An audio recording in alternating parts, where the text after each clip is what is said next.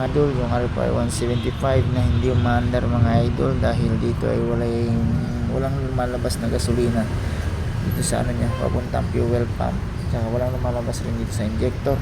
Kaya tinignan ko dito mga idol, binaklasan din tong pump niya. Ito wala talagang malabas. Ito ngayon ang problema niya mga idol, itong ground na malaki naputol, kaya binili natin ng ground, malaking wire.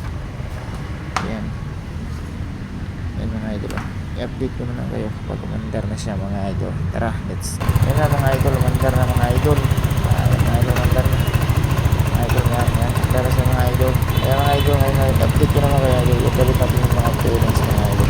Yun na guys, ngayon buo na guys yung RFI 175. Ngayon guys, titignan natin siya kung aandar. Tara, let's go yan na mga idol, umandar na yung RFI 175 na walang gasolinang dumadaan sa fuel pump sa injector. Ayun mga idol, andar na siya mga idol. Yan mga idol, meron na siyang busina, lahat kompleto na, signal light, pagana na natin lahat, tsaka yung lahat ng ano dito, yan, gana na ito lahat. Ayan mga idol. Ayan mga idol, hanggang dito na lang mga idol, pa support na lang ang video, pa-like, share, comments. Ayan mga idol, hanggang dito na lang tayo. Thank you for watching.